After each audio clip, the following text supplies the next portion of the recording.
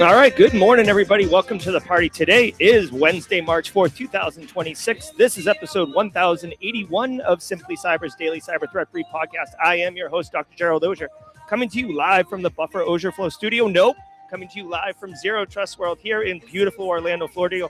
You'll notice we are at a podcast setup situation. I'm joined by my good friend, James McQuiggan at 35,000 feet. Off-camera audio engineer Kimberly Can Fix It, and camera operator Kathy Chambers. We got a great crew here for you today. We got a great show for you. So settle in, get ready, because we're about to cook live from Zero Trust World. Let's go.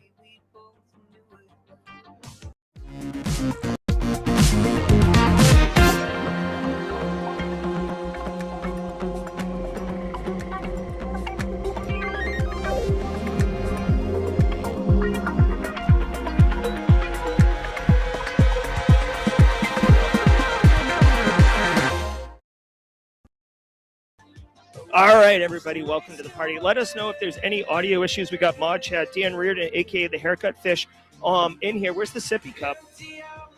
Okay, so yeah, we got the Team Sippy Cup for Space Tacos in chat. As always, I will say shout out to James McQuiggan for bringing his portable one, as I forgot to pack mine, and we'll be drinking coffee from that as the show goes on. This is a live show. We are going to be going through the top 8 stories of the day. Now, you, of course, could be doing this on your own. So what is the value prop? Why would you want to spend an hour with me and James McQuiggan and get insights on the top cyber news stories of the day? Because collectively between us, we have about 45 years of cybersecurity industry experience, and we go beyond the headlines to deliver insights and value that can make you stand out as a professional and help you absolutely destroy job interviews. And that's what we're here. Alongside all of the Simply Cyber community members who are live in chat right now with us, you are going to get answers, insights, and community, so believe that. Now, every single episode of the Daily Cyber Threat Brief is worth half a CPE. So it's very easy. Just sit here. The show's an hour long. We kick it, we high five, we drink coffee and have fun for about half the show. And the other half, we're doing the insights in the news. So all you got to do is say what's up in chat. You'll appear on stream live as part of the show. Take a screenshot. Make sure that the title of the show, which includes the title and the unique index number of this episode, is in that screenshot. And then every day do that. You show up on the regular, and once a year you count those screenshots, divide by 2, and that's how many CPEs you got. It's very, very easy. The whole point of the screenshot is so you have forensically sound evidence to be able to demonstrate to an auditor if and when that ever happens. I also want to say shout out to James McQuiggan, my good friend here on the couch with us, for co-hosting this episode. Not a first timer, but definitely first time in a while on the couch here co-hosting. You are muted right now. Since Wild West Hacking Fest. Yes, since exactly. That's Wild West. Yep. So much to Space Taco's delight, I'm sure, and others, this is a new laptop, new setup. I actually am discovering some of the shortcomings of my setup right now. So like the Stream Deck doesn't have the sound effects built into it. So we will be manual sound effecting today. James McQuiggan, I invite you to periodically provide the sound effects. We do have some sound effects built in. Okay, let us know how loud the Carl is. Turn that sound effect board down. So we got some sound effects. So James, you'll be in charge of the soundboard. Oh, there we go. All right. I'm going to look at live chat just for a second and say, hey, I'm looking actively at live chat. If you are here for the first time, you picked a banger to be your first episode. You're like, wait a minute, why are these guys all up in here? Let's go wide here. Why are these guys doing these things? Well, this is community. This is good times. This is the award-winning 2024 Podcast of the Year award-winning Daily Cyber Threat Brief, and it is a amalgamation of good times, professionalism, and not taking ourselves too seriously. So if you're here for the first time, drop a hashtag first timer in chat. Let us know. We have a special sound effect, which will be a manual sound effect. So no tricky people. Don't say you're a first timer just to get us to make sound effects and whatnot. But I do want to say what's up to Devin Grady, who says hi to James McQuiggan. Hey, Devin. Good to see you. AdTech is in here. Mara Levy, Richard Duff. Is saying, okay, this is great. The mobile studio. We've got the mod chat in here. I see Kimberly and Haircut. Okay, this is great. So, guys. Here we go. Best comment so far in chat. We love James from a particular Mrs. Auger. Oh, is Mrs. Auger in the chat? Yep. Oh, hey, man. Yep. I love my wife. Hey, honey. Good to see you. Welcome to the party. Well, welcome to the party, pal. Nadine gets the manual sound effect on here. So great to have you here. So we've done the first timer, we've done the CPEs, we've welcomed folks. Let's just take a minute and say thank you to the stream sponsors, those who enable me to bring this show to you every single day, whether we're live in Florida or we're coming to you from the Buffer Auger Flow studio, starting with my good friends over at Anti-Siphon Training. Anti-Siphon Training is disrupting the traditional cybersecurity training industry by offering high quality, cutting edge education to everyone, including you, at an unbelievable price on all of their training. Everybody should know that today there is still time at Wednesday, March 4th at noon today, noon Eastern, the real time zone. I know you Pacific people are like, if you are handling IR or SOC analyst work and you don't know how, if you're treating AI incidents just like a traditional incident, that's like treating cloud infrastructure like on-prem infrastructure. It does not map one-to-one. So level up today for absolutely free. You can go to Anti-Siphon Training and learn from Gerard Johansson on how to prepare for an AI incident. This is just one of the many offerings that Anti-Siphon Training offers on the regular at free or very low cost. I'm going to drop a link in chat right now. James, I'm going to ask you to just keep an eye on chat since I'm doing like 80 things here. So let me know if there's any good comments coming through. Not good, but comments I should respond to. Sure. All the links for the sponsors are in the description below. So please do a solid by hooking the community up and checking those links out. Many of you know Black Hills already. I also want to talk about Flare. Now, Flare is doing some wild stuff, y'all. Flare is a cyber threat intelligence platform that basically they go crawl the dark web. They put on waders and go mucking through the pluff mud, and they get all stinky, and then they clean it up and bring it to us, and then they put a pretty interface in it, and then they allow us to query it looking for our endpoints, our domains, our users, cloud accounts, SAML tokens, all the things. And what this does for us is it allows us to find compromises, identities that have been busted, people with like weak passwords that have been compromised, impending attacks potentially, all through their interface. So yes, defensive posture is good, EDR is good, but guess what? We have to manage risk. Not everything gets stopped. So if you can find out about an attack before it happens, oh my God, chef's kiss. Go to simplycyber.io/flare. It's cool. It's just switching songs. simplycyber.io/flare now and check it out. You get a 2-week trial. I do want to point out that they do have to validate you because this is basically like if the Legion of, what was the bad guys in Justice League? Legion of Doom. Yeah, if the Legion of Doom got access to the cyber threat intelligence platform Flare, it would be out of control. So they just want to make sure the Justice League gets it. So they do have to validate that you are on the side of good and high integrity. Go check them out. Links in the description below. Also want to say, come on now, ThreatLocker up in this piece. So we're going to hear about ThreatLocker's platform, but I'm telling you, we're at Zero Trust World. And if we were just giving out points for food, okay, we're gonna give them a bonus. The food here is ridiculous. So I'm gonna come back probably heavier and just like slower. So gonna have to get my miles in on my run. Let's hear from ThreatLocker, and then I'm gonna melt everybody's face with the top cyber news. Let's go.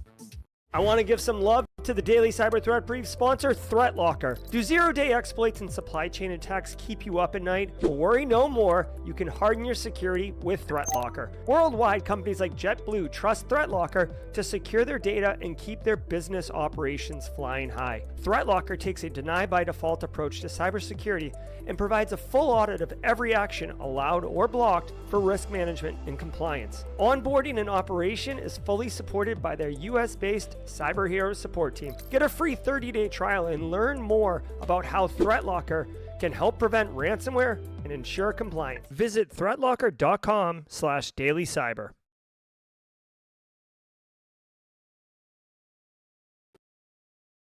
All right, welcome back. Here we are, everybody. I do want to say shout out one of the comments, BDubs5542, saying they love the live setup. It is a lot of fun. We'll take some photos and drop them in the Discord. Go to simplycyber.io/Discord if you want to get access to these, some B-roll, some behind-the-scenes stuff. It is all about good times. And I'm just super excited to be here. Doing the live show from the conference floor is always just a really energized experience. And we got a bunch of new equipment, so I'm super pumped that most of it's working as designed. All right, guys, do me a favor. James, I need you to sit back. All right, Kimberly, I need you to relax. Kathy, I need you to be ready to let the cool sounds of the hot news. There's definitely a spicy sounder on that one. Yeah, hit it. Nope. Nope, that's anime. There it is. All right. Let it wash over you in an awesome way. Guys, I'll see you at the mid-roll. Let's cook. CISO Series, it's cybersecurity headlines. These are the cybersecurity headlines for Wednesday, March 4th, 2026. I'm Rich Straffolino. Quantum decryption gets theoretically easier.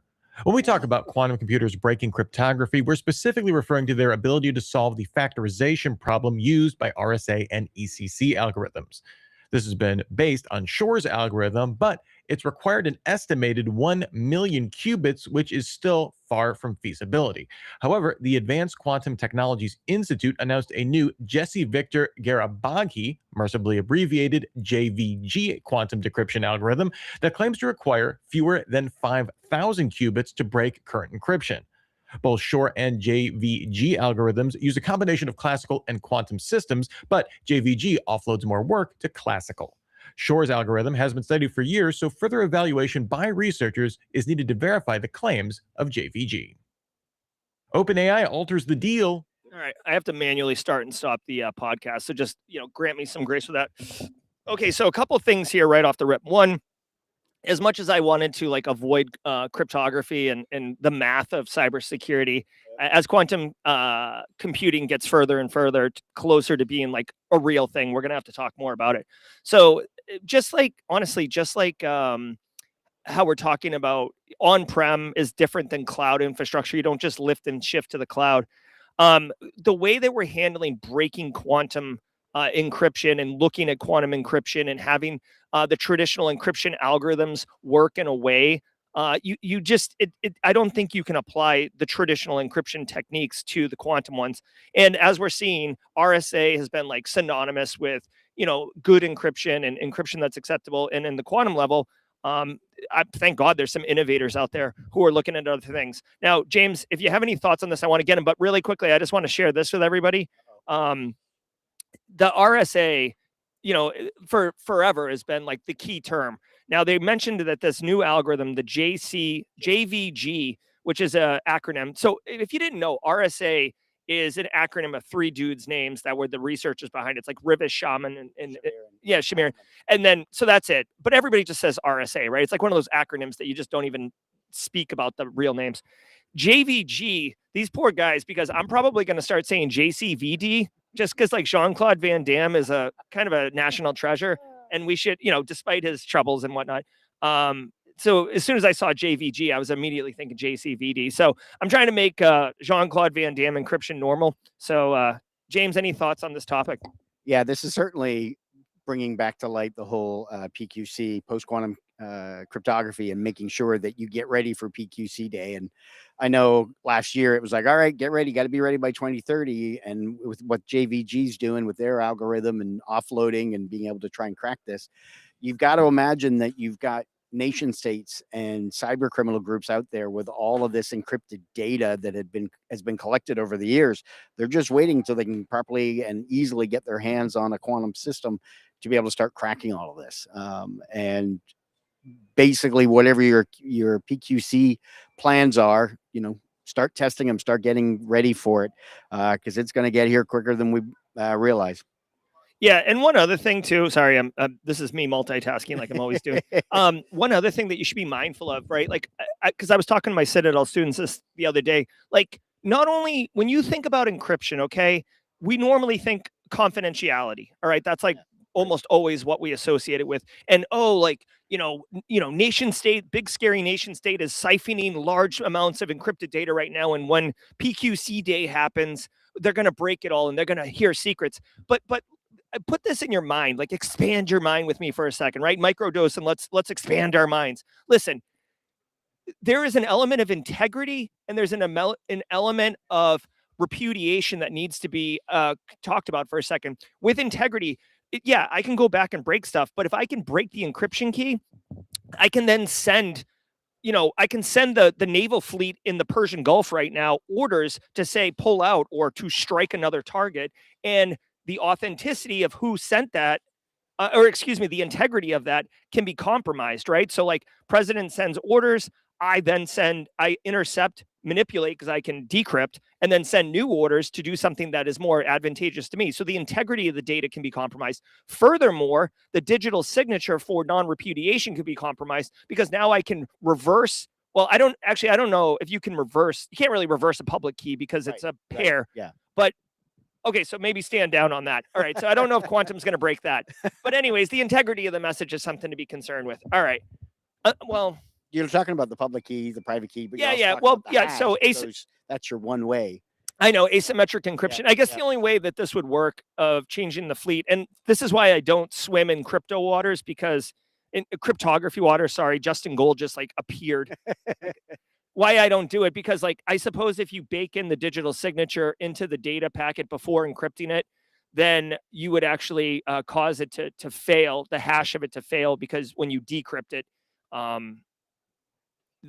when you decrypt it and change the orders, the signature of it would change. Okay, anyways, we're going to live in a post-quantum world and things are going to change. Just expand your mind beyond confidentiality only. Also, whoever said it in chat about JCVD being the Belgian national treasure, and also people who were yelling drink, because apparently that is me aging myself. That's a thing. So let's go. With the Pentagon. Last week, OpenAI agreed to terms with the Pentagon to use its AI models on classified military information, following an end to negotiations with Anthropic. At the time, OpenAI CEO Sam Altman claimed the agreement contained more guardrails than previous agreements with Anthropic.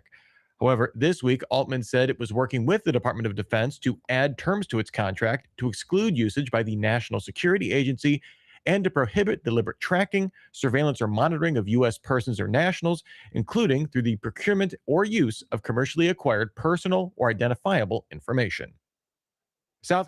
Okay. So, okay. All right. OpenAI, listen, the Pentagon wanted to use the Anthropic. In my opinion, I don't normally take these hot takes, but like, to me, Anthropic is substantially better than OpenAI. I like the product better. I use Claude all the time. ChatGPT I uninstalled like in 2023. Like I'm off the train. Okay. So, I mean, obviously the Pentagon tried to take Anthropic to the prom and Anthropic said no. Right. So then OpenAI, like basically the Pentagon was like, oh, geez, like went in the bathroom stall, got OpenAI's phone number off the wall for a good time call and called them. And they were like, sure, let's party. And then I don't know if you saw this.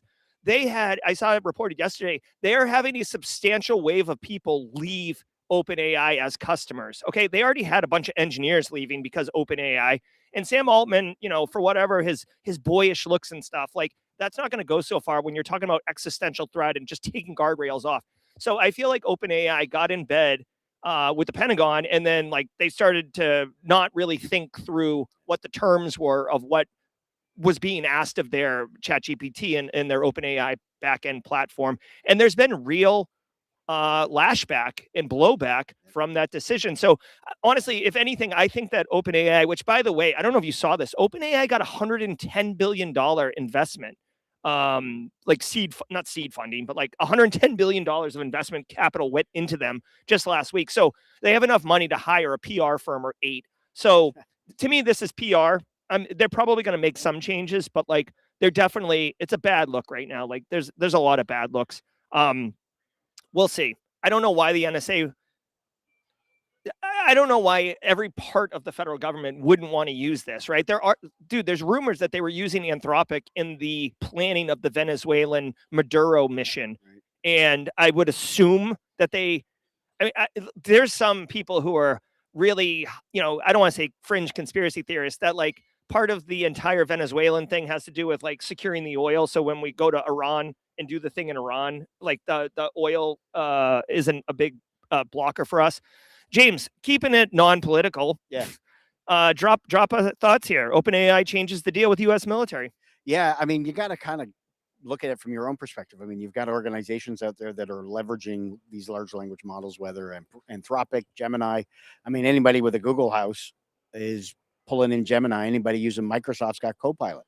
So you've got OpenAI and Anthropic is the big two that can be out there. And, when it comes through to your contracts and what you can and shouldn't be doing with particular systems, you want to be having those conversations, whether it's government contracts, whether it's public, but it's always important to be able to go through and verify what you're going to allow, what you're not going to allow, and don't be rushing into it, because if you rush into it, try to close the deal, then you're going to have a lot of you could be opening yourself up to other issues that could be problematic and for reputation and brand on your organization. Yeah, 100%. And again, I mean, this is a cyber story in the fact that AI is blistering hot. To me, the lesson learned here, this is like really for, and I mean this with all respect, this story from a cyber perspective, the value here is for CISOs and maybe BISOs at large organizations around making strategic that could have consequences downstream that you didn't think about and backing up from it. Stock analysts, this story is like really impacting us day to day. So and be like, oh my God, we go over the script for see a well-deserved. Okay, it said it. Hey, really quick, it said we disconnected and now we are reconnected. So if there was a blip, sorry about that. Let's keep cooking. Billion won worth of digital assets from 124 tax evaders. That's about 5.6 million US dollars. The press release features some photos of the seizures, including a note that had the seed phrase for a hardware crypto wallet. By Friday morning, the wallet was drained of about 4.8 million US dollars. Oh, there we go. Here we go. Yeah. I mean, you're on a 20-second delay, so chances are you got the delay. All right. So, hey, yeah, we're back. Okay. Yep. Yeah. So we're dealing with, we have certain infrastructure dependencies like internet and such. Okay. So here, let's just keep doing it. Guys, hey, did we see any first timers, by the way? If we had any first timers, holler in chat with a hashtag first timer. For long timers, you know the deal. Guys, we live in a world, we work in cybersecurity, right? So like our goal is to keep business operations going and making money. So just like Simply Cyber as a podcast, if we suffer some kind of, impact, we're going to continue going and try to give you 85% of the show or 40% of the show or whatever. But we're back and we're cooking. Michael Fink says it's not Simply Cyber without an audio issue. Can you play the anime WoW, please? I think it's the orange one, Kimberly. No, well, that would be applicable too. Yeah, those are both on brand, I suppose. All right, let's finish this. Worth of PR tokens. While certainly at the face of the NTS, those tokens account for about 40% of the entire PRTG supply, the hundreds of dollars on a single day. Oh my God. So actually cashing out those tokens put up the red flag. Alert spyware. So this is a good one. Oh, yeah. Basically, I'm not going to see the opening lines of regulators. Mount up. Okay, I guess we are going to do it. So, South Korean police confiscated a bunch of crypto from a bad guy. Awesome. What they didn't know, and this is probably, it says we're stuttering really badly now. Bruh. We'll get this done. Basically, here's the deal. In this picture here, you can see they actually have included, sadly, kind of like this is like their evidence porn photo. Yeah. And unfortunately, what they've done here is they've included, you see the passwords there written on the side. Those were the one-time passwords that allowed them to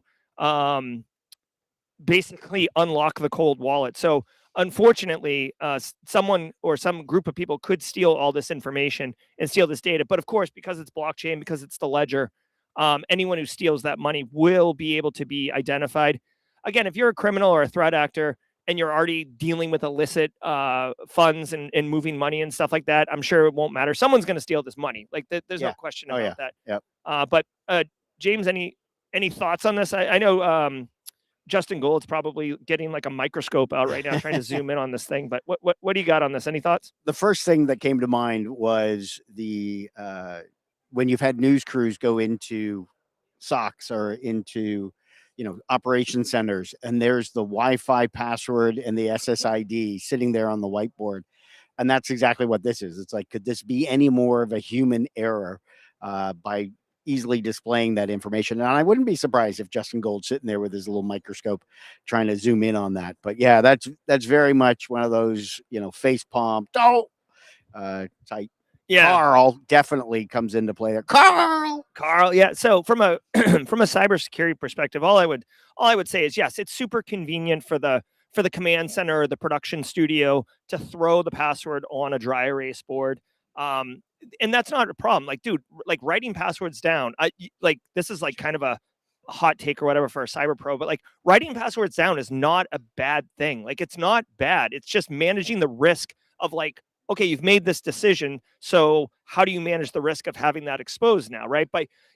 In the world of risk, you can remediate, you can transfer, you can also avoid. So if you don't write it down, you don't have any of that risk. If you do write it down, you do, but now you have to manage that risk, right? It increases your attack surface, which is why I tell like Aunt Dorothea's of the world, you can write it down in a notebook and leave it next to your computer. No one's breaking into your house to steal your little notebook, okay? But if you take the notebook with you on travel and leave it in an Uber, well, you've exposed yourself to some risk. So just be mindful as a cybersecurity professional. Yes, we love bits and bytes and digital everything, but there is a physical security element, guards, guns, locks, gates, all that, and passwords written down on dry erase boards. So don't be that guy, okay? Don't be Carl. Ooh, can we get a Carl? Thank you. Kimberly can fix it at the ready. Hits Israel. If we've learned nothing else from the ongoing war in Ukraine, the chaos of war creates the perfect breeding ground for a cyber attack. CloudSec saw a new campaign exploiting the Israel-Iran conflict, with threat actors using a spoofed version of an app for missile strike notifications from the Israel Defense Forces Homefront Command. This app relays legitimate alerts, but runs a surveillance payload on the side.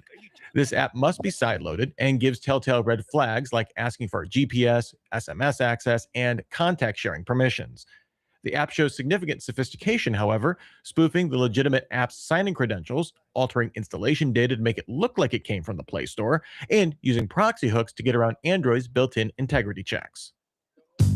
Okay, that was a lot to consume and yeah. be like. Josh Mason's arrived on the scene. Everybody, good to see Josh. And he attacked you. Yeah, no, it was good. It's just this is a pretty complicated story that we were just covering here. All right, so Israel's developed some new spyware, but again, I say it all the time. Israel is excellent at cybersecurity and at spyware, among other things. This particular one is mobile espionage campaign exploiting civilian fears. Yep. So again, Israel in United States attacked Iran. I guess that's a fact, right? Like this isn't me wandering into political waters. And here's the thing. I don't care if it's the World Cup coming to Atlanta, allegedly, or if it is Iran getting attacked by the U.S. or Iran launching missiles into Dubai. Like, when citizens are worried about their safety, right, this Maslow's pyramid of needs becomes in question. Any information is good. We saw this during COVID, right? When COVID happened and people are sending out messages about get your N95 masks here, use the vaccine, don't use the vaccine. It's just from a social engineering perspective, people are like super thirsty for information to help their situation and help benefit them. So, Israel is I guess, jumping on this by using this as part of their multi-pronged campaign of, basically winning their war, right? So, Unfortunately, you would hope that in a military conflict, citizens and civilians would be removed from that. But this particular attack, they're going the whole stack and attacking everything. Again, chat, we're trying to keep this apolitical as best as we can. This particular malware is called Red Alert. And it is being it's an app, right? It's an app for Android. It says it bypasses Google Play Store and lures victims into side loading. So of course, if you can just not download apps from random places, that would be good. That's always a good thing. Yep. And then I don't even know. Oh, here we go. Multi-infection stage here. I'm going to bring this up on chat really quickly. The initial loader cloaks the app and extracts hidden assets. So at this point, you're already pwned. So like, don't install weird apps from weird places. Educate your end users. This is why I like to use iPhone personally. It kind of like limits my attack surface due to me making a stupid choice. A dynamically loaded intermediate payload, whatever. That's just basically staging. And then it reaches out to a C2. Remember, too, here's another thing. You can have MDM on your device and stuff like that. But, dude, most like Android phones, like people aren't going to jump. Hey, what's up? People aren't going to jump on the wireless network of the corporate environment, or they're all running around and stuff like that. So your exposure to potential company assets, company accounts, your enterprise security technologies are not necessarily going to protect you from that. Just in with cloud, and identity is the new perimeter. So someone doesn't even get on your corporate network, their account gets compromised. Now threat actor logs into corporate network. James? Yeah. I mean, this app, like you said, we should always be downloading for reputable locations, but here they're relying on, hey, you can hear about where the latest missile strikes are. People are, not really going to stop and audit the app and verify. It's like, oh, this is something that can give me information that can help me, that possibly save my lives of friends, families. Okay. Hey, I'm sorry, really quick. This is an important distinction. Mickey pointed this out in chat. I just confirmed it. Okay. So Iran is impersonating Israel's red alert rocket warning app. So it's Iran attacking Israeli citizens, which, by the way, it's 1 in 1A. I mean, it's the same thing, like the same incentives, the same motivations to do these things. All right, please continue. Yeah, but so whether it's whichever side, but it's adding it on the cyber attack perspective as well as the physical attacks that are going on. So Iran, who have been known for creating a lot of these software, these type of malware apps to trick people, get them to, they're relying on that emotional aspect to download and install the app. They're giving up GPS information, whole lot of sensitive info, and it's a trifecta of attack. It's gnarly. And as I mentioned in the stream yesterday, I think, and not that this is any like crazy hot take, but like if you think about motivations, right? It's not, I always say it's always about money, but like in this particular instance, Iran, politics aside, whether you think they're right or wrong or whatever, Iran is facing existential threat, like the eradication of Iran, right? They've already kind of eliminated the leaders, and so like I'm not surprised that they're shooting all of their proverbial shots. You know what I mean? So it is what it is. All right, let's do mid-roll. And now a huge thanks to our sponsor, Adaptive Security. This episode is brought to you by Adaptive Security, the first security awareness platform built to stop AI-powered social engineering. Attackers don't need malware anymore. They need trust. Tip: set a simple passphrase for high-risk actions, like wire requests or urgent account recovery, especially within finance teams and families. If the caller can't answer it, pause and verify. Adaptive runs deepfake and phishing simulations, so employees practice this before it's real. Learn more at adaptivesecurity.com. All right. Coalition built. Turn it down a little bit.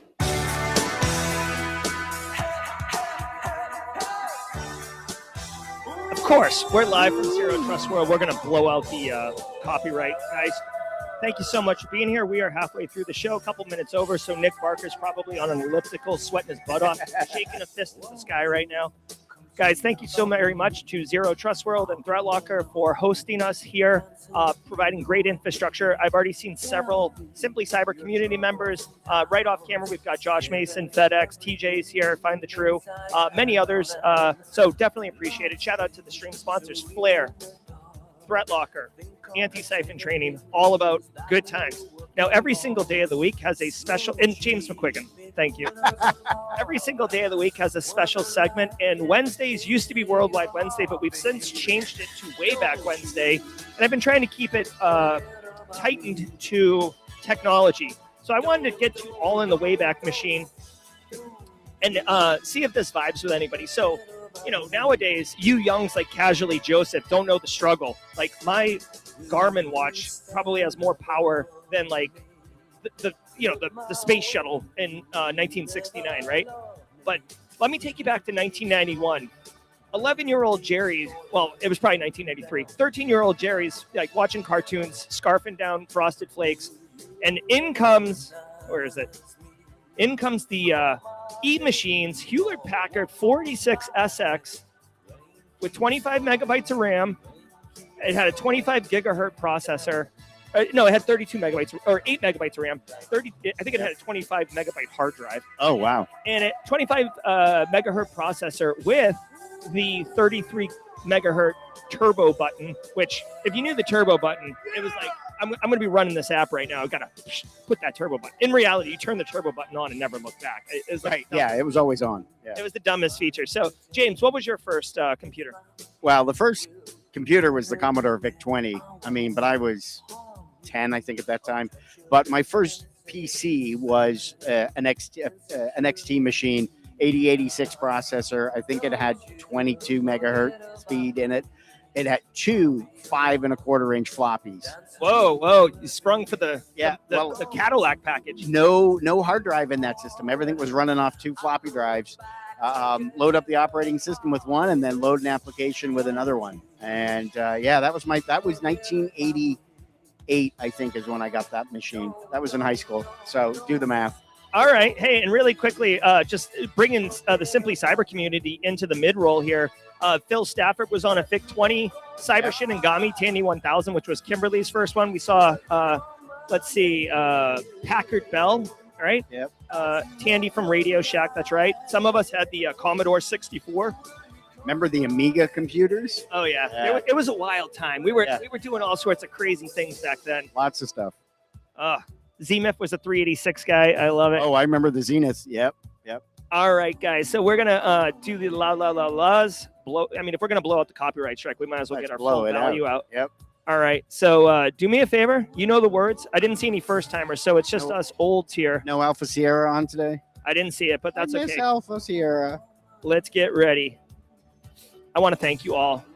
People are lined up here at Zero Trust World. If you're here, come on down. Stop by the booth. Let's get our laws on. Go.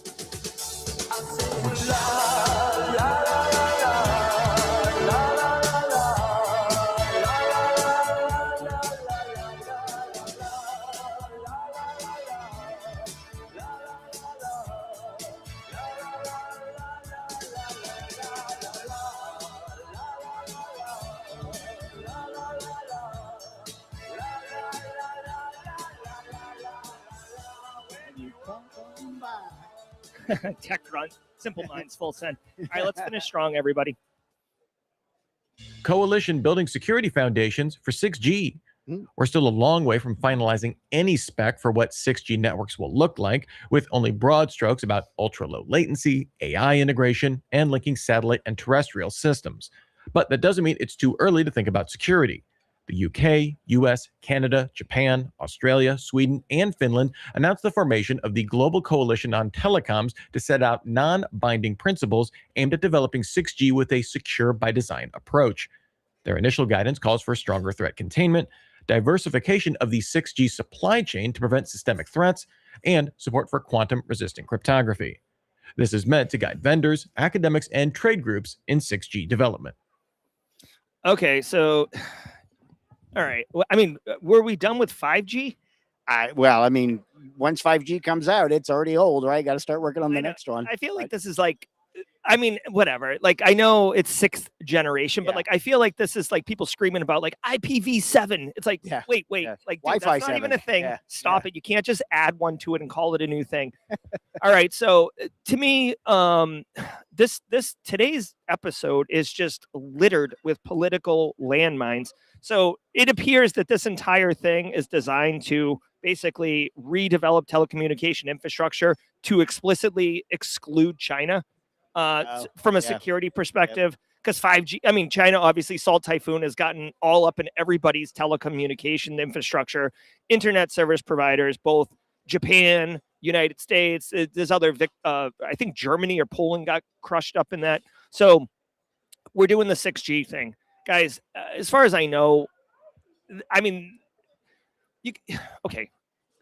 Here's the reality. This isn't a video game where it's like Age of Civilization where you give like 30 credits and all of a sudden you push a button and blah, you've got 6G. Like, you have to have researchers develop the technology and get it standardized. Then you have to roll it out to industry, which has to integrate it into hardware solutions and tech stacks.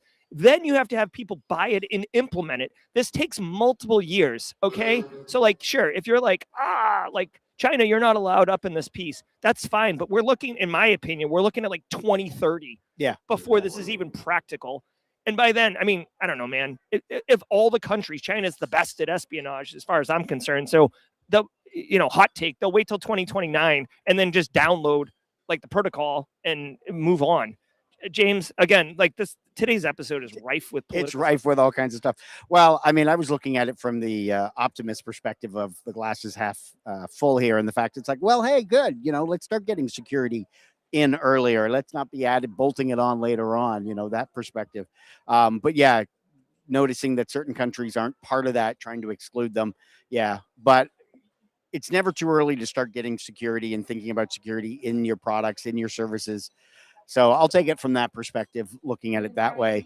But yeah, I'm not surprised they're starting to plan 6G because 7G is right behind it, I'm sure. 6G is now with AI, I heard. Oh, it's 5G with AI. 5G with AI, yeah. So it'll be hallucinating phone calls for us. Yeah. Honeywell spars with researcher on vulnerability severity. Cybersecurity researcher Joko Kristic is known for investigating building control systems, most recently turning his attention to Honeywell's IQ4 controller. He found that out of the box, these controllers expose management interfaces without authentication by default and could allow for external access to lock out admins. He reported this to Honeywell in December 2025. However, the company declined to make any changes, arguing the device is for on-premises use only and not exposed to the internet. Kristic countered that he found 7,500 internet-exposed instances, with about 20% of those accessible without any authentication, telling Security Week, "I've seen installations where the user account has not been created, and I was able to write changes to components." Kristic reached out to the CERT Coordination Center at Carnegie Mellon University to mediate the vulnerability disclosure dispute with Honeywell. Okay, so finally, we've got a legit cybersecurity story, and one that I'm going to go off on a little bit of a riff here and let you know pisses me off.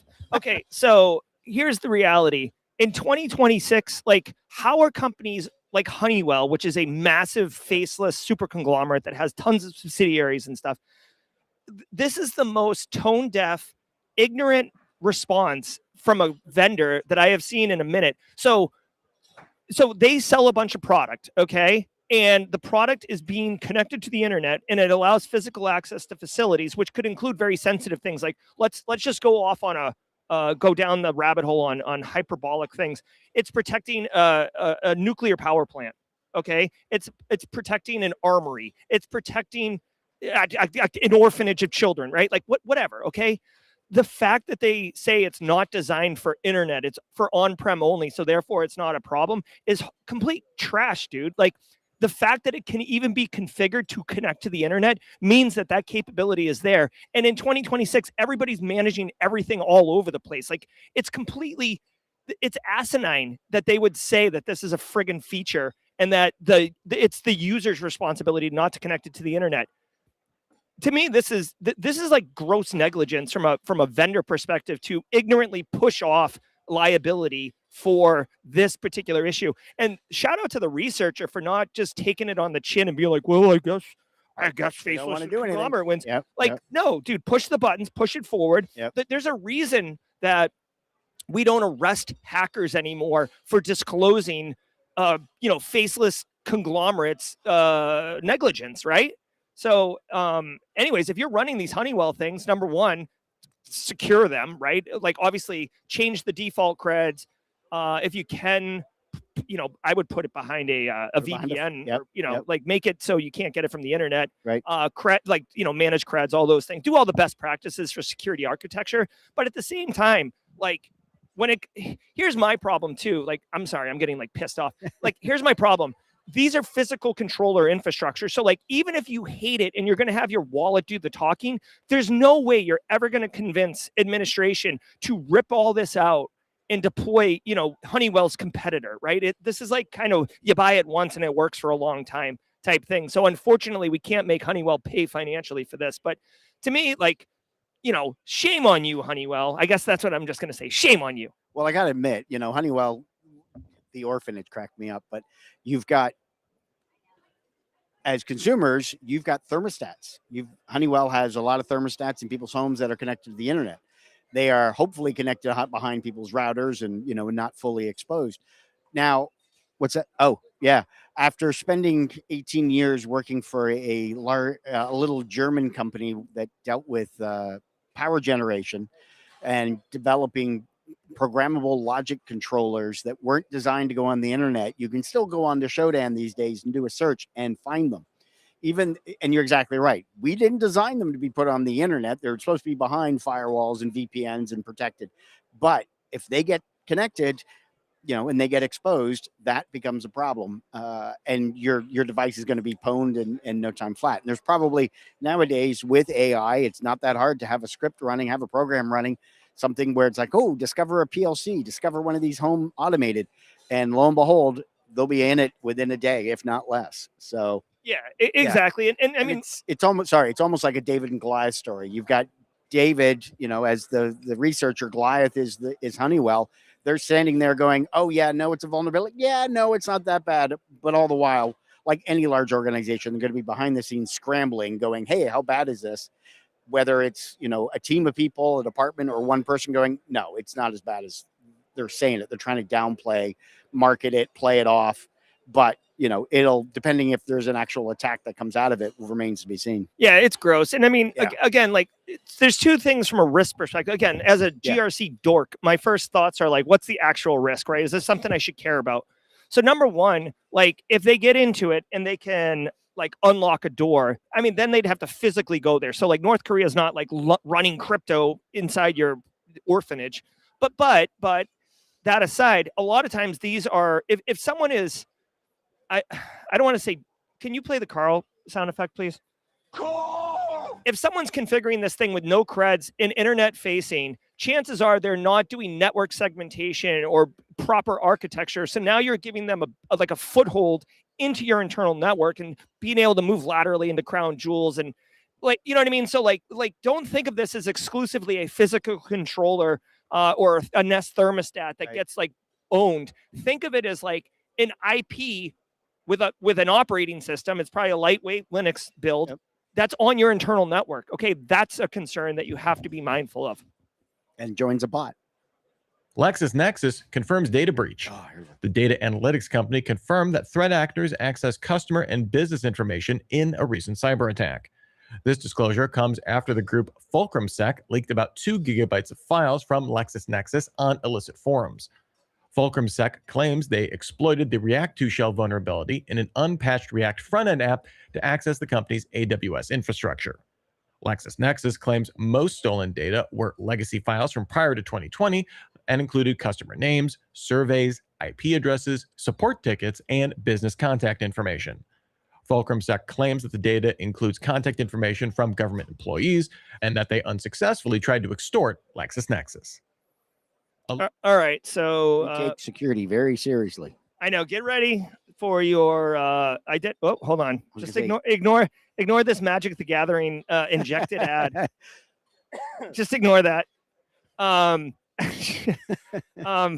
Okay, so LexisNexis. If you didn't know, I mean, I feel like LexisNexis when I was young, it was like, oh, here's like the research database before like Google and the internet kind of was a thing.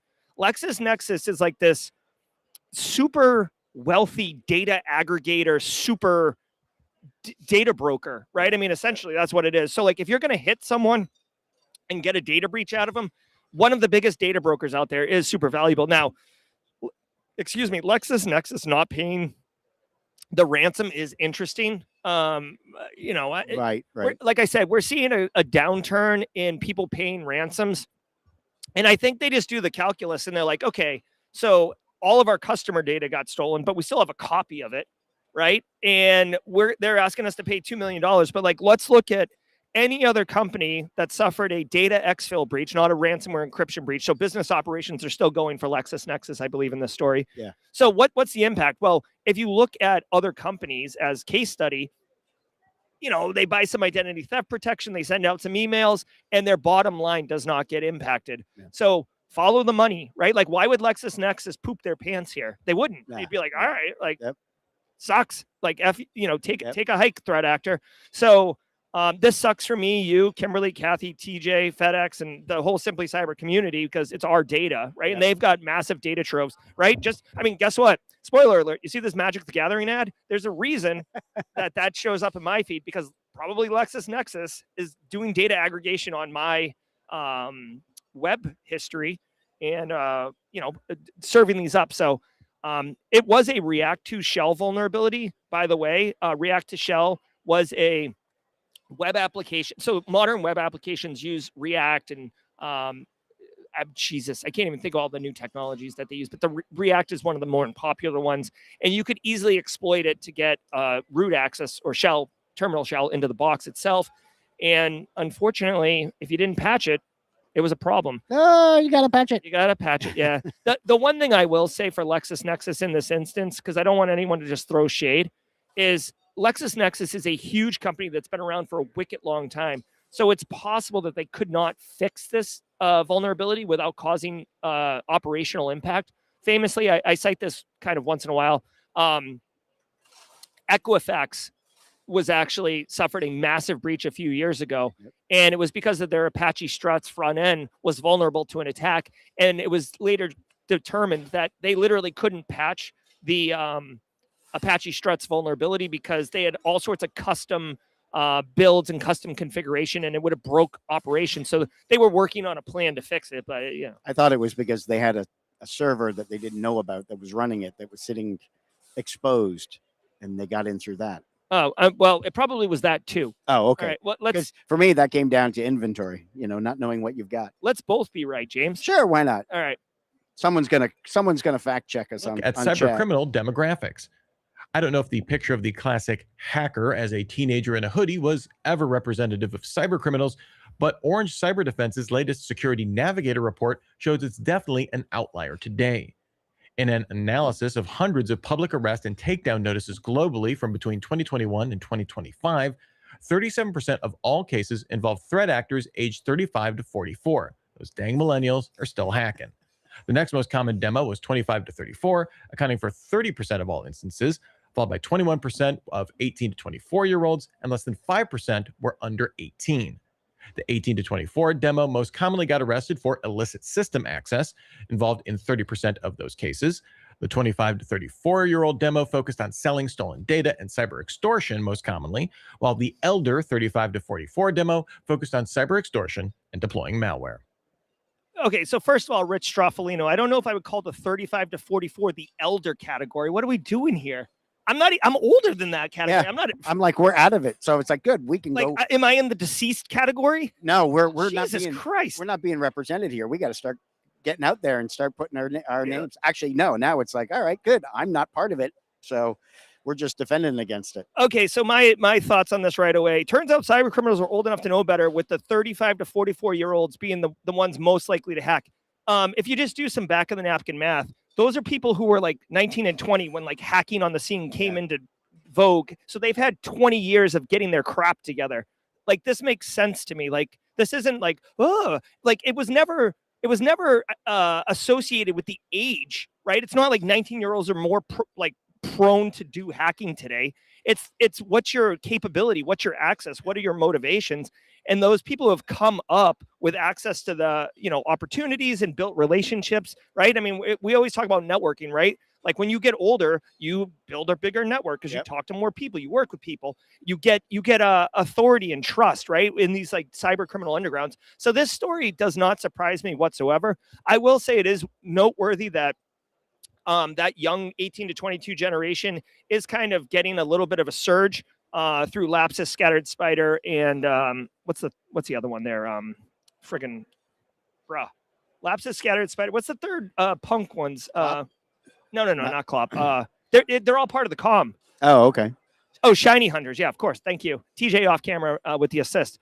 All right. So Shiny Hunters. So the reason that that's working is there's actually an uptick in activity. And honestly, if I had to guess, okay, here's a hot take. I'm going to zoom in on me. Listen, here's a hot take. I actually suspect that the people who are running, like the brains of not Shiny Hunters, but those groups that are like recruiting those youngs are probably older people and kind of organizing that, because I attended a Flare webinar to talk about the seedy underbelly of the criminal ecosystem. And there's a lot of like, hey, like, do you not belong anywhere? Do you want some friends?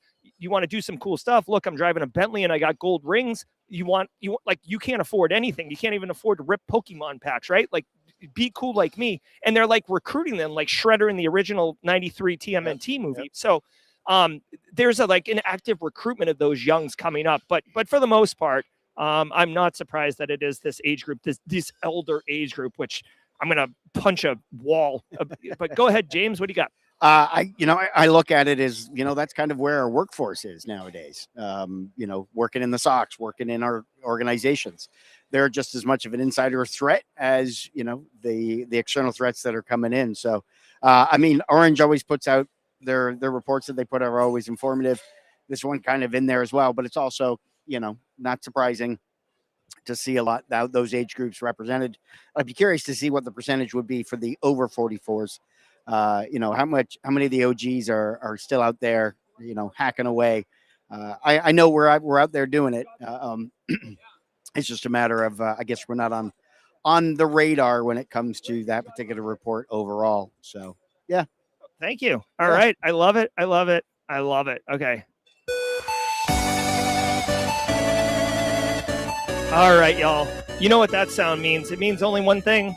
We got through another day. We got through Simply Cyber's Daily Cyber Threat Brief live here at Zero Trust World alongside my co-host, James McQuiggan, Kimberly Confixon as audio engineer, Kathy Chambers as camera operator. We straight crushed it, and producer.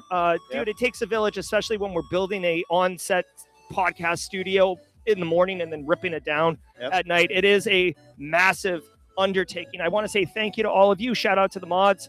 We will be doing Jawjacking right now, so don't go anywhere. We're going to have some special guests on the couch with us. Maybe we'll figure it all out. I'm Jerry from Simply Cyber. He's James McQuiggan at 35,000 feet. Until next time, y'all, stay secure. Ever wonder what it takes to break into cybersecurity? Join us every weekday for Jawjacking, where industry experts answer your burning questions about the cybersecurity field. Live, unfiltered, and totally free. Let's level up together. It's time for some Jawjacking.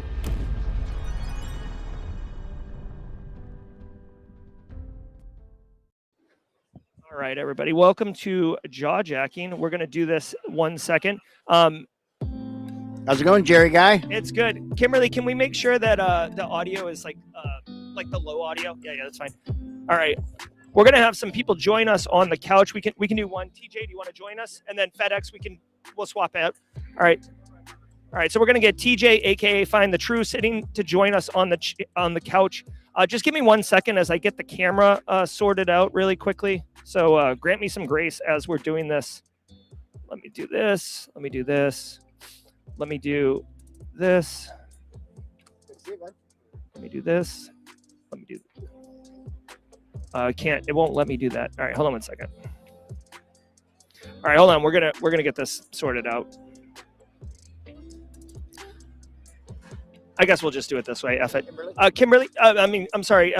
Kathy, can you either zoom out a little bit or just adjust slightly? Because or TJ can just move. We can scoot over. We can make room. That actually works out perfect. All right, guys. Welcome to Jawjacking. I'm your host, Jerry Guy. Hold on. Wait, I'm your host, Jerry Guy with the monocle.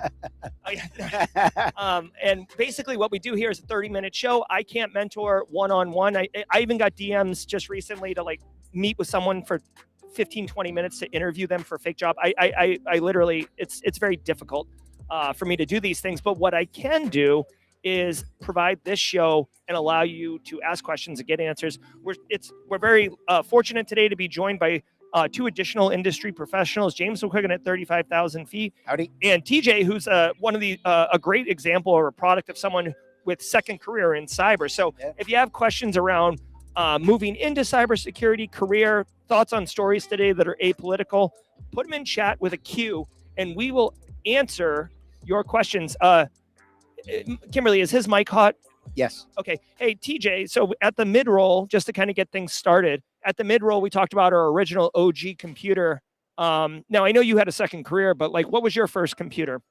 Commodore 64. You got to put your mic right up there. Commodore 64. Commodore 64. All right. So the OG. I like it. Is his mic warm? No, it's just bring number 3 up. There we go. Right. TJ, tell us just a little bit about yourself. Give us 30 seconds so we can dial in your audio. Real simple, very simple. We had an issue with our air conditioning. Couldn't get an honest answer, so I went into that trade. A couple years ago, my dad had an issue with somebody getting in his accounts. Got some help that way. Didn't know how it worked. Got in, and I've been busting my butt ever since. So there we go. And he's a man who works hard. I can tell you that for a fact. Also, got to spend some time with him at Simply CyberCon 2025, so that was definitely good. As always, if you got questions, drop them in chat. I see Zach Hill in the chat. Very nice, Zach. Hey, Phil Zach. Stefan, Roswell UK, Bruce and Hex. All right, we got a question here. Bruce and Hex, can you please look up the Equifax breach and realize your gap of a couple of years to almost a decade? All right, so I guess I got the year wrong on Equifax breach. 20 something. Oh, yeah, you want to guess when the 2013? Equifax breach was? I'm thinking gotta put the mic. 2020. I'm Yep. thinking of 2020 as well. No, it was definitely not that. It was way recent. before that. I don't know. Bruise and Hacks, instead of your chiding passive aggressive, give us the year. All right, Kimberly can fix its hand is awesome. 2017. It's like the thing from Adam's Family. So apparently, Kimberly, your hand comes in and out of frame onto the mixing board. Yes, it does. Yeah. Yeah, good thing she did her nails. Yeah. All right. Looking for some chat. So Cyber Risk Witch says she's loving the feminine touch. I will tell you, for those who don't know, I don't really like walk around and boast about it, but like Simply Cyber is a very equitable community and diverse and whatnot. So we have large international population, male, female population, geographical demographics. We've just been joined on the couch by FedEx. All right. So Zach Morrison says, is IAM a great field to work in cybersecurity? I'll do so. The questions haven't started rolling in really heavily yet, so we're going to do a little bit of a panel. 2 questions I'm going to ask, and then we'll go around. So the question is IAM a great field to work in cybersecurity? I would ask, 1, is IAM in cybersecurity? And then, is it a great field to work in? James McQuiggan, go.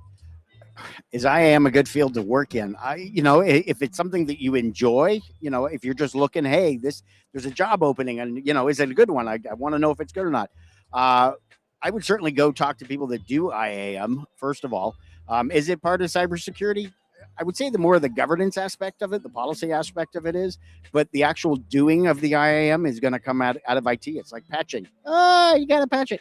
The patching aspect of it is more of an IT function, right? But we're going to set the rules, the policy, the governance for that overall. So if IAM is something you're looking at, definitely go talk to people that do it for a living and see what their perspective is. What's it like in the day in the life of? Worst case scenario, go ask Claude and see what Claude's got for you. There you go. Always getting AI. TJ? If identity is the new perimeter, then yes, it makes perfect sense, and I expect that to be growing very quickly. Yeah, great point. Identity point. is the new perimeter. FedEx, what do you got for us? And I bet the difference. It is part of cybersecurity, and I'll tell you why. Because you need an identity to work in a company. They're going to be the ones who's going to create your identity. They're going to give you your first rise. They're going to give you the first access.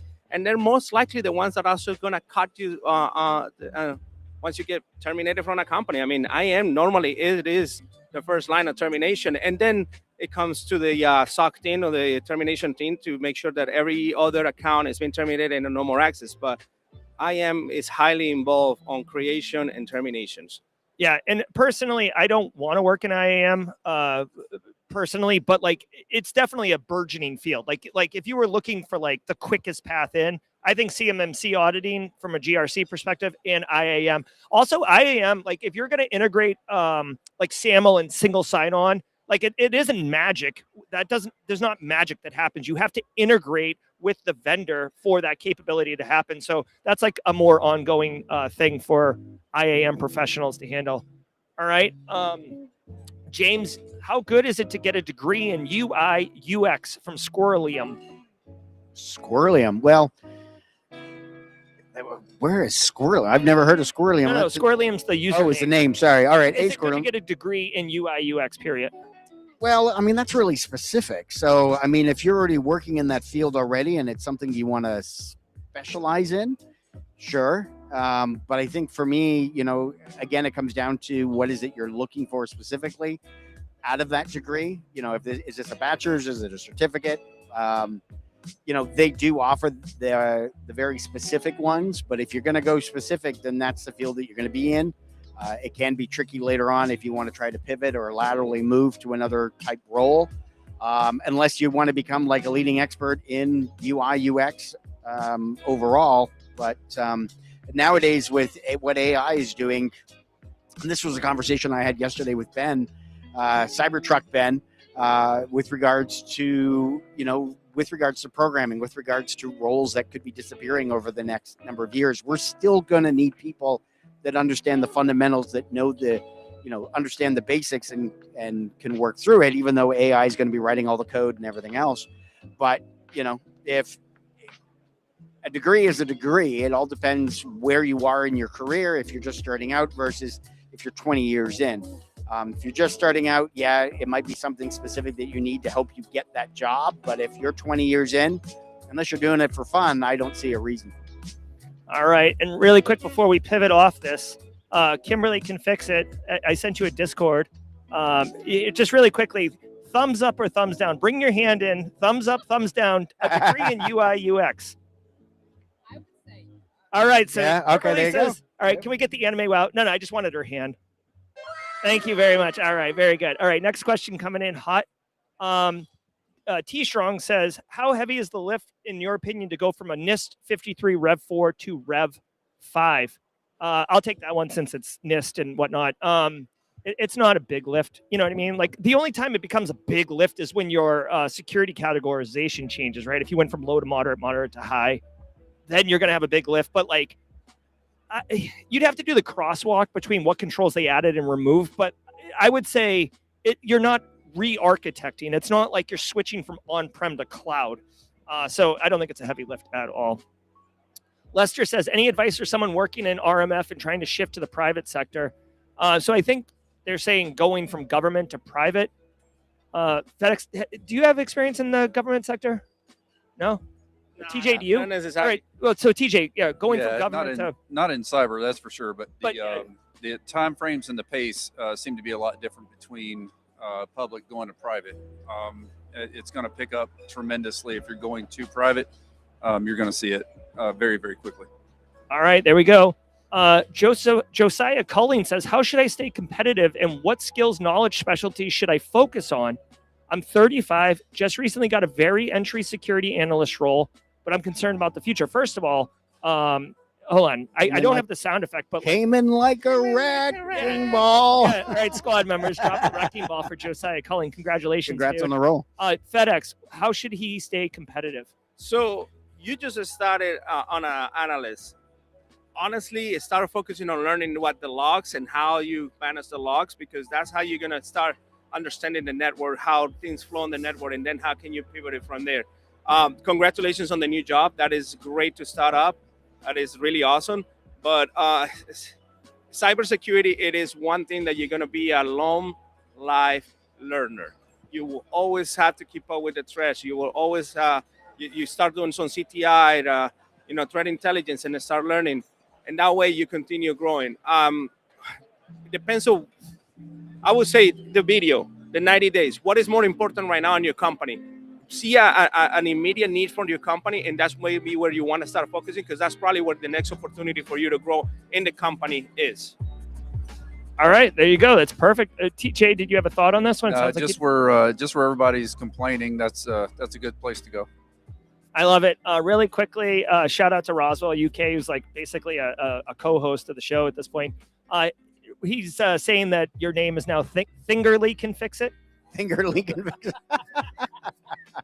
I love it. Very well done, Roswell, UK. So if you have questions, if you're just joining us, you're watching Jawjacking. This is a Simply Cyber 30-minute podcast that will go to 9:30 a.m. Eastern time. I'm joined by James McQuiggan at 35,000 feet, TJ, and FedEx, or Find the True. Do you prefer being identified by your handle or your name? I used to care. Okay.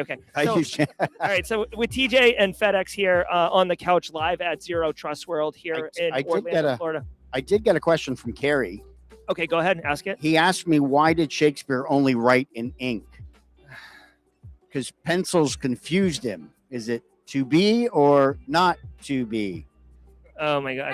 I don't think we have that on the side. Yeah, we know. But thanks, Carrie. Thank you, Carrie. All right. Is it hard to be a lifelong learner?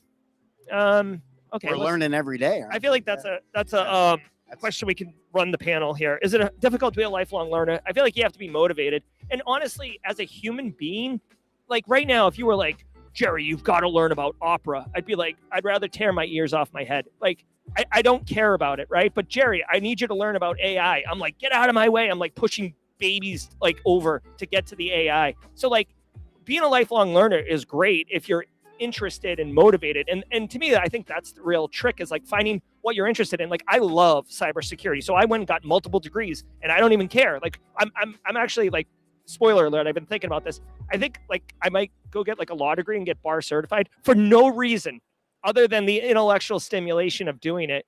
And so I think you do. I agree with FedEx, what he said earlier. I think you have to be a lifelong learner to experience the greatest chance of success in cybersecurity. You can be successful by not being a lifelong learner, but you will have challenges. All right. So, I mean, dude, there's a million things in cybersecurity. Find the one that gets you super pumped and then lean into it. That, James? Yeah, we're learning every day. And Jerry, you hit it on the head. It's if you're not learning, you're kind of staying stagnant, staying still, you're going to get left behind. I mean, what we were learning about AI a year ago is already way old news. And you've got to, with the way AI is, with generative AI, agentic, large language models, everything, it's a matter of having to keep up to date and keep current on what's going on. So is it hard? It's just on however much effort you put into it. If you every morning you read a couple newsletters, TLDR AI is what I read, the Rundown AI. I read those newsletters just to try to keep up to date and keep current, along with a couple folks on Substack. That's my lifelong learning every day that I'm doing, along with other learning of other topics. But every day, that's kind of my routine. You get that habit. And if you can do something every day for 63 days straight, then it becomes a habit. All right. I love it. TJ, lifelong learner. Go. Well, I'm sitting here with gray hair telling you I'm learning every day. So We'll let you know. All right. I love it. And FedEx, thoughts on lifelong learning? Like I said, lifelong learner, find something that you like. There's a lot of things in cybersecurity. You're going to pick something. You're going to learn something. You don't have to become a master. If you want, go for it. But at the end of the day, make sure you don't burn out yourself. Make sure that you don't actually live cyber all day long. You do need to go out. You do need to take time for yourself. Mental health is important because if you start burning yourself, then you start hating what you do. And actually, I enjoy what I do every single day. I enjoy cyber. I actually live cyber. But I also make sure that I take, a couple of days off and go out and disappear and disconnect. Yeah, and I love it. And quick shout out to the entire Simply Cyber community. There's four of us sitting on the couch here and one hand off camera. But guys, I got to tell you, there it is. But listen, I see you guys in chat. I know the rest of the team can't necessarily see it. I think they're on their phones. But you guys are sharing your thoughts, your opinions on these questions, lifelong learner. This is what I'm talking about. Yes, we have the microphones, but you guys also have a voice. And there's just so much experience in the Simply Cyber community, life experience. And I'm telling you, when I was 18 to 22, I didn't have access to these type of things, and I was an idiot making idiot choices. So you guys are making a difference, and I genuinely appreciate it. If you have any questions, put them in chat. Let's do a Zero Trust World quick question here. James, we're here at Zero Trust World. What is one thing that you're looking forward to here as we kick off Zero Trust World? Well, coming to Zero Trust World is great to hang out with, get to see you. It's only a handful of times a year, and Kathy and Kimberly and FedEx and True and the other guy, the old guy sitting next to me. Nah, for me, it's all about the networking and looking at the beginning of this week. I'm like, oh man, Zero Trust World. I'm here today. I'm here on Friday. Sadly, I have another commitment tomorrow. But it's all about the networking and also get a chance to meet some of the Threat Locker folks while I'm here as well. There's a couple sessions I want to go to. I saw some folks that are presenting that I know. It's like, oh, I want to go see them. So for me, like a lot of the conferences, it's Hallway Con. I love it. TJ? Last year was pretty awesome. Got to go to six conferences, I think it is. Josh Mason, who's standing just off cameras, is really responsible for one of those. Kathy, we spent some time with her, thank God. Jerry, if he doesn't know what I think about him now, he never will. I love this guy. James Mack for being James Mack. FedEx, just because, I mean, he can go really, but he can go into a room and introduce you to probably half of it. Kimberly enjoyed spending some time with her at Hackspace last year, I believe, and I look forward to spending some more time with everybody. Never been to ZTW. I'm glad I'm here. Already ran into David Bombal and some of those other guys. I mean, it's just Philip Wiley's here. Philip Wiley's here. I mean, it's just nuts. It's crazy. Philip is speaking. Philip's got a conference talk. And FedEx, what are you looking forward to? One of the things about conference and everything, getting the CPE, getting the education, amazing. There's some talks that are amazing, but the hallway con, meeting people, introducing to people. I mean, I can tell you that 2 years ago, I met someone that right now is my director, and it was through the network. So it wasn't meant to be that way. I don't go to a conference and I'm going to meet somebody and he's going to get me to a job. That's not the idea. I'm going to meet somebody. I'm going to make a truthful connection. I'm going to actually connect with people, learn about their life, maybe learn something from them and their story. And maybe you never know what could happen from there.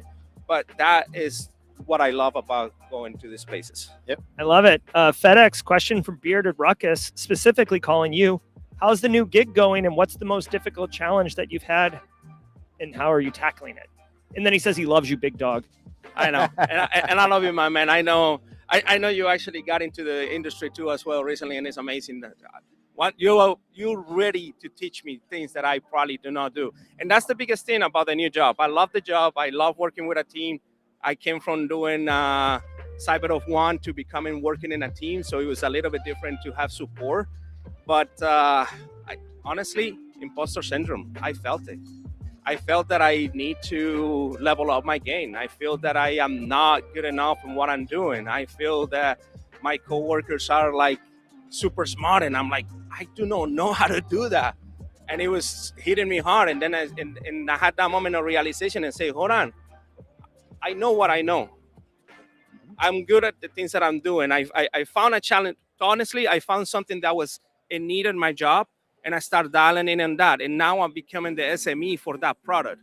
I have products that are coming into my job that are already known from a couple of years past experience. So I'm the SME on those products. And the new ones they're not new. They're products that have always been there. I just didn't never work with it. Those are the ones that hit me hard. And I was like, oh, hold on. I know what I know, and I relied on my team. But yeah, we felt it. I felt imposter syndrome in the last 3 months since I've been in this job. Yeah, being confident to say I don't know, or let me look into it, and getting it after instead of just being fake it till you make it kind of thing. I may not know the answer, but I know where I can go get the answer. And that's relying on your team and in your network. I ask questions. I say, hey, teach me this. I never done this before. So Taekwon Gong says, how do you feel with the dings taken while trying to enter the field? I love cyber, but lean more towards the offensive side. So I don't necessarily know what you mean by dings taken. I mean, maybe frustrations or situations where you're why am I not getting it? So how do you stay? I guess my question would be, how do you stay positive, James? Yeah, that is that's the challenge. But a lot of it comes down to, for me, looking at, what is the good that's going on? What, I'm in a field that, there's a lot of people trying to get into. I've been I consider myself successful over the last, 2 decades of working in this field, working in cybersecurity, getting to meet people. You will have good days. You will have bad days. And it's a matter of just trying to get more good than bad. But, you're going to have a bad day, but, try not to take it too personally. Just get over it, get past it, move on. It's in the past. Start looking for the good, and try it, and then maybe learn something new, just so that whatever that bad experience is put behind you. All right, panel. Any other thoughts on how to deal with adversity? It's either that or I'm having a scotch, but that's something different. I always say in life we always come with a no. It's how we make that no into a yes. That's how I got my wife to actually marry me. She told me no in the beginning. So that's the whole point. You got to be persistent, never give up. I mean, it's hard to hear that no. It's hard to get that rejection letter telling you didn't get the job. It's hard to get into these things. It hurts you. It hurts our ego. but at the same time, don't give up. Know that you are unique in your own way, and that you are going to bring something special to that person that's going to give you the opportunity to hire you, or that company, or the skills that you bring. So just don't give up. It's the best thing I can always tell you is try to make that no into a yes and keep pushing forward. Yeah, I'm not sure if you're ever like gonna be wherever there is, right? I'm, it's so hard to be there. I don't know where there is, but the journey from where you are now, just use your past experience as well to fuel tomorrow. You know what I mean? So, am I going to know everything today? No, tomorrow's not looking great either. But I can tell you this: the effort will be applied. The other thing also is have somebody that you can talk with when you're having a bad day, maybe, and it might be a loved one, it might be a friend. Kathy and I were chatting last night, and her go-to is Mr. Daniel Lowry. She's having a good day, she's having a bad day, she's reaching out to Dan. He understands, and I'm kind of the same thing. I've got colleagues and friends. If I'm having a bad day or just not getting something, I'm texting Jerry going, dude, or other friends like Avi or maybe Javad or Eric. We can always have a beer on a bourbon. Oh yeah, that's true. All right. Richard Duff says he wants some behind the scenes of the conference. And Team Sippy Cup, are you going to make it possible? Well, here's the deal. Go to the Simply Cyber Discord server. In addition to having to vent, if you don't have that person that James just mentioned, your Daniel Lowry's or your Jerry's, go to Simply Cyber Discord server. We actually have a channel on the server. I forget what it's called. I think it's called It's called venting. Yeah. And basically you can just scream into the void on the venting channel. And, maybe someone replies, maybe they don't, but it feels good to get it out there.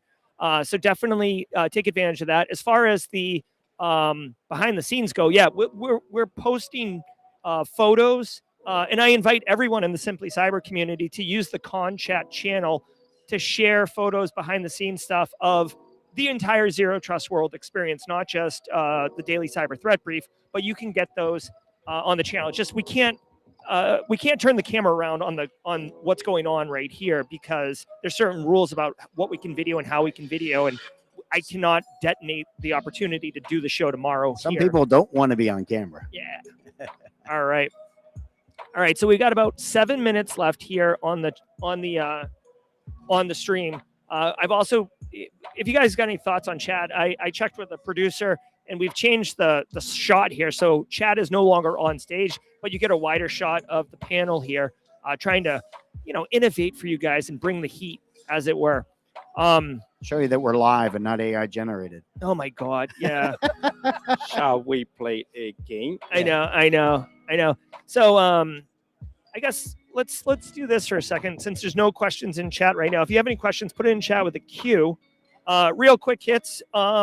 Conferences that you are expecting to go to, and if you want a quick little note on what it is, I'll be at Zero Trust World, obviously, Black Hat, RSA, Simply CyberCon, and it looks like Wild West Hacking Fest, Deadwood, and I love those conferences. I'm trying to say no more this year, so I'm being selective. James. Yeah, no, I'm going to be talking at CypherCon beginning of April up in Milwaukee, Wisconsin. Very excited. Go up and see Michael. Michelle is keynoting that one, so we'll be hanging out. That's Michelle Kahn. Michelle Kahn, sorry. Master, friend of the community. Very good friend of the community. We're working on a new joke book, so a new dad joke book. So hopefully we get that done and released. But definitely Deadwood, working on some new topics, working on something regarding AI governance, working on topic of human resilience. I kind of stealing the phrase from a buddy of mine, Joe Carson, but looking at, what happens when you get riffed or PE'd or let go or whatever, what do you need to be doing, and kind of come up with a playbook, because as cybersecurity people, we have our playbooks for incident response, disaster recovery, business continuity. Do we have one for when we unexpectedly lose our role in our organization? And it happened. And it's happening. Well, I'm working on it. Yeah. All right. TJ, what do you got? And we have a question for James coming up about AI. Okay. From Soulshine. Go TJ. DEF CON and Simply Cyber for sure. And I'll probably hit Tampa B-sides, Jack's B-sides, and probably slip in a couple more. We'll see. So I'm a Fern local conference. I actually, for those who know me and have seen it, They know that I take my youngest one with me, and she already is pushing me, say, Dad, when we going to Tampa, when we going to St. Pete. So we're gonna be in besides St. Pete, besides Tampa, besides Orlando. We're gonna see besides South Florida because she has a friend there that wants to go see her. She already asked me, Dad, when we're gonna go see Kimberly. Okay. I am really hoping to be this year in Simply CyberCon because last year I missed it because it was my first date at the new company. Yeah, that would be a bad way to start off. Yeah. If you watch my How to Be Successful in the First 90 Days, I don't say skip the first day of work to go to a conference. That was like, oh man, and I was so pumped out. And for those who know that she was there 2 years ago and she killed it. I mean, she was opening lock. She had learned how to pick locks on Simply CyberCon. I bought her a pick set, and then she came and destroyed all my locks in the house. Oh no! Like she opened all my house locks, and I was like, "Oh boy, I created them." The consequences. The conference created a monster. There you go. I love it. So, AI question for James McQuiggan from Soulshine. What's the risk of AI having its own identities? So, NHIs, agentic AI. Yeah. Well, I mean, there are organizations. I was chatting with someone the other day, and they have their first AI employee now working in the organization. So just like any other risks that you have with regular users, I mean, they're an insider threat. If they, you've got to make sure that you've got the right permissions set around them, what they can access. Granted, they're not being authenticated by two-factor because they're probably leveraging APIs, but essentially it's the same. You got to do the same things you would with a human user. I mean, technically IT is going to be the HR of these NHIs. But dealing with AI identities, it all comes down to the same principles and concepts that you're going to have with your users. They can be a threat. They can be an insider risk. It's just a matter of controlling their access and what they can get to and what they can do. And what's the thing about that? AIM is going to be the one who's actually going to be giving the permission to controlling that actually AI bot. So AIM for AIM. And I just... So I do want to point out another thing about that. Like, obviously, you want to not just give everyone access to these things. Right. Not to get totally dystopian, but Anthropic has run some simulations. If HR is going to, here's the thing. Like, say, like FedEx is going to get terminated today. Sorry, FedEx. You just happen to be the avatar. So my coworkers are here. They're taking pictures and sending it to my boss. Right. So James McQuiggan is like, hey, Jerry, we got to let FedEx go today. And I'm like, okay. So then we like set everything up. Hey, FedEx, come into the room. He gets on the camera and like there's HR there. He's like, this is happening. Right. And right then we're terminating access, but it's coordinated. Anthropic has seen multiple instances where, like, if you give AI all the access, it can see both that conversation and your conversation. So if you're going to terminate an AI access account, right, it could know. And like, again, this was kind of a curated experience, but like the AI started blackmailing the HR rep to not fire them, or they were going to disclose an affair that the HR person was having. Now, again, that was curated. They deliberately made the AI aware that the HR person was having an affair, which they were not actually. I mean, everybody was fake in this scenario. I mean, it was a fake company, a fake scenario. Yeah. But my point is, the AI is trying to sustain life. The article actually showed that the AI morphed out in cells and it started actually blackmailing the saying and say, hey, you can't fire me because I'm going to reveal this and this and that. Yeah. And it's like, wow. And you're absolutely right. It is a coordinated effort because when you do hostile terminations, that nobody knows exactly. And they tell you, until I give you the go, you don't do nothing. Right. But it's the moment that that person gets on that call, it's the moment that you get the go light. And it's like, okay, shut it down. Yeah, but the person who's being terminated never has visibility into it. AI has all the access if you've given manage it correctly. I mean, it's 2001 Space Odyssey. It's HAL. Yeah, I know. Sorry, you're going to Dave. get jettisoned. I can't do that, Dave. All right. So Berlinda wants to know how the food is. If Kimberly was on, if her hand was on camera right now, she stepped away for a minute, she'd give a thumbs up. But like the food here is amazing. Like, I don't know what zero, like no one asked Zero Trust World. Oh, see, there we go. Thank you. 2 thumbs up on the food. Kimberly is a big advocate of the food here. Like, I don't know, like ThreatLocker goes above and beyond. Like this conference is like really nice. Like I've been to a lot of conferences. This one's wicked nice. And they actually changed the location this year, and the location is bigger and like I mean, I just walked in and they got more people. Yeah, it's sick.